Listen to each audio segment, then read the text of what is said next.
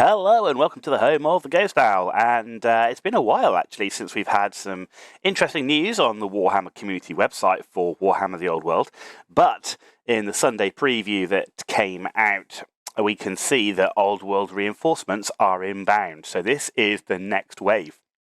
So once we get past all the Solar Auxilia stuff and Heresy stuff, here we go. So Warhammer the Old World, what is coming out? So you'll now be able to actually get your hands on the Tomb King on Necro, this Bone Dragon that was obviously in the starter box. It's not my favourite model, but it's okay. But it's now available, which is nice. You can see the optional assembly there for the Leech Priest. Nice that it's in plastic. Let's leave it at that. I mean, the Tomb King here with the flail's quite nice. What else have we got? Well, we've got Necap. So we've got one of the named characters, so Cetra, already available. You can now get Necap, the Emissary of Cetra. Now, this is a Forge World resin kit. While I actually quite like the detailing and the model itself, one thing I don't like is it's on this massively tall pillar. The reason being is, while it looks cool when he's on his own like this, the tactical rock makes him stick up very high. So when you put him inside a unit with infantry, the infantry come to here, and then you've got this dude that's just kind of stood like really tall above. And okay, it might make him stick out a little bit, but he doesn't really need that given how different he'll look to the infantry. So I've said it before, but he's now available. My mind is I actually would like to get this guy. I think he looks pretty cool. My intention is, at the very least, is to try and lift this arm a little bit so these skulls come up and chop as much of the tactical rock off as possible, while trying to do something with the scroll that might have to be green stuffed. We will see. Okay, what have we got? So, a returning plastic, yes, it's the basic skeleton warriors and skeleton archers that were also in the starter box. Lots of the starter box stuff coming out here. And what else have we got? Yeah, we've also got the skeleton horsemen, which can be built with spears and shields or with the bows and the chariot. So, pretty much everything in the starter box then now available. On top of that, you've got the Emissary of Cetra in there as well. What else have we got? Oh, so we've got some returning metals coming. So Apophas, returning in metal, interestingly. He's really cool. I love him. I love his story. I think he's a really cool looking model. I actually do have this model, and I think he's really cool. So definitely worthwhile picking it up. I haven't really delved into his rules. So in terms of how good he is, I can't tell you right now. But he looks cool. We've got a Necrotect in there with the whip. And nice to have a Necrotect. And we've got a Tomb King on a chariot. This one's actually pretty cool. And the reason being is when you get Cetra, of course, you get the 4 horses. It makes him wider. And the way that base is, it can be a bit weird in terms of how it fits in with another unit of chariots. If you wanted a Tomb King leading a unit of chariots, this guy would fit really nicely within the unit itself. So actually a pretty nice pick there. Okay, remasters. Tomb Scorpion. I've never been a massive fan of this model. I appreciate. I mean, if I look at that model in the game Total Warhammer, it looks amazing. But I've never really been a fan of the miniature, which is a bit of a shame because I think it's a really cool concept. Skull Chucker.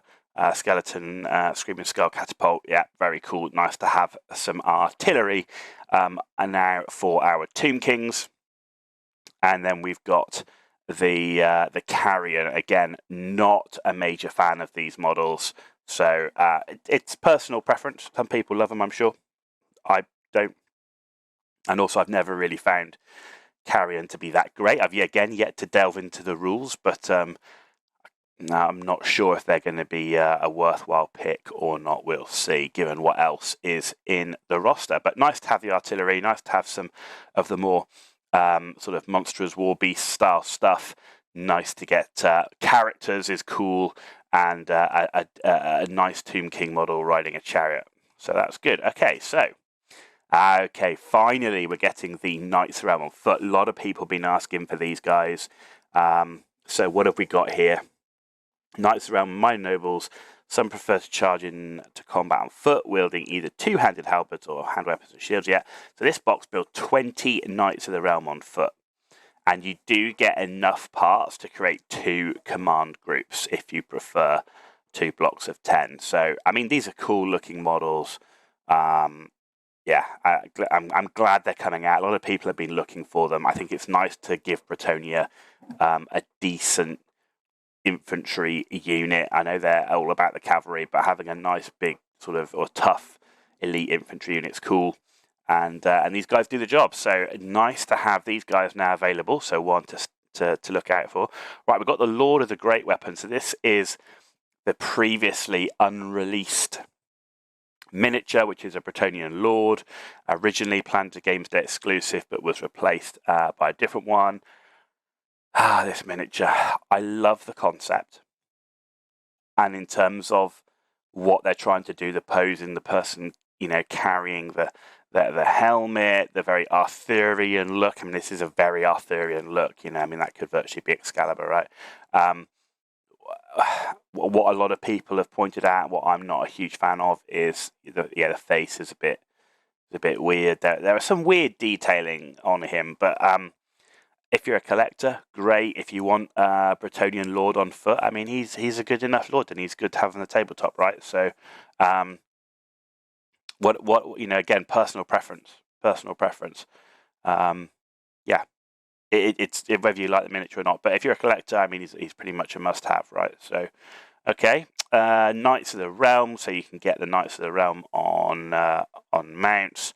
So that's good, and you can also build Knights Errant from the same box. So depends what you want. How many did you get? You get 12 Knights of the Realm in the box. So you could build 6 Knights of the Realm and 6 Knights Errant if you wanted, or 2 units of 6, or 1 unit of 12 if you wanted. But nice to get the plastic Knights now available separately.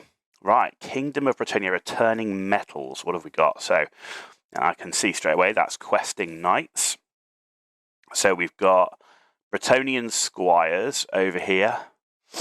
Yeah, I mean, they're okay. Again, I've not delved into the rules. We haven't done our faction focus yet, but Squires, yeah, maybe they would be okay. The questing Knights I'm much more interested in. And with their command, though, they do have they do have great weapons, right? So they're going to have that penalty in terms of the strikes last. And they have counter charge. So, or I'm not sure if questing Knights specifically have counter charge, but most Bretonian cavalry units have counter charge. Now that does help give some initiative back to the questing Knights, but counter charge with lances is just so good. So it'll be interesting to see how well questing Knights fare against the others, because I really like the idea of counter charging with lances. And then falling back on the hand weapons afterwards. But questing Knights were always a good pick, and hopefully they'll be the same in this case. And then finally we've got the damsels, the classic damsels. I have both of these ones here. I mean, they're pretty cool. It's nice to have one on foot, one on horse. It's cool she's riding side saddle. It's something different as well. But they've saved the best till last. In my mind, one of the best miniatures that Games Workshop has designed. I think he absolutely fits the theme perfectly. I just love the way it's done. I mean, the paint job goes a long way, right? The paint job goes a long way. Let's see, can we enlarge it? There you go. The paint job on it's fantastic, but as a miniature, I think he's really stood the test of time. And it's still, in a way, it's kind of nice they haven't redone him, right? It's such a classic miniature with a classic pose and incredibly well known. So I actually have 2 of this model. I have one in both actually in metal. I was going to say one in fine cast, one in metal, but actually both of mine are in metal. So yeah, it's a really cool miniature. They haven't touched him.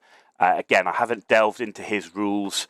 To be honest, I would just buy them for the miniature personally, but that's me. Rather than even just to put him on a tabletop, but great to see he's there. So overall, that's pretty significant. A new wave, guys. So, guys and girls, we've got some we've got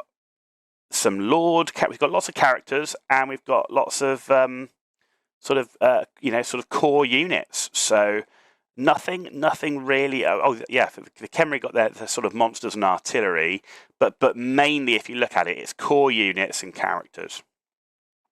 So again, core units, characters, core units, characters. Yeah. So yeah, overall, a pretty sizable wave incoming. Nice to get some of the stuff that's in the starter box out as well, that people can buy individually, can start really now tailoring your forces if you don't already own the models. I don't know what the price points are going to be. And to be honest, on this channel, while there are definitely things where things are cheaper, I'll recommend it. I'm not going to discuss prices because it's Games Workshop, right? It is what it is. It doesn't change anything. You either pay what they're asking or you go somewhere else. And there are lots of other options out there. But this is the next wave for Warhammer, the old world, and Tomb Kings and Bretonnians. But it makes me think, so there's got to be a third wave incoming for Bretonnians and Tomb Kings. And then how long will it be before we see the next faction? You think about the release. We're now just coming to the end of February. I wonder if we're going to see something either before the end of the first quarter of the year. So are we going to see something before the end of March? Not convinced we will. I think we'd have seen a bit more of a teaser. I know we've seen the teaser for the Orcs and Goblins. So a lot of people, I think, and myself included, expecting that next, despite the rumours of Dwarves. But I think Orcs and Goblins probably next, Dwarves to follow after that, given some of the leaks that have been out there. But yeah, I think it's going to be, I think we may well be into April when we get to see the next faction, which is a bit of a shame because, I mean, we've kind of done Tomb Kings and Bretonnians to death. But hey, more miniatures, always a good thing. Good chance for those people who are buying into this game system to flesh out their armies. And we just have to be patient and wait for the next faction to be released. If you enjoyed this video, give it a thumbs up. If you didn't, give it a thumbs down. Let me know why in the comments down below. And as always, if you want to see more content, hit that subscribe button. Free for you to do. Takes a few seconds for you to do, but it's a massive deal for me. So thank you for that in advance. You've been watching The Ghost Owl, and I'll see you all very, very soon.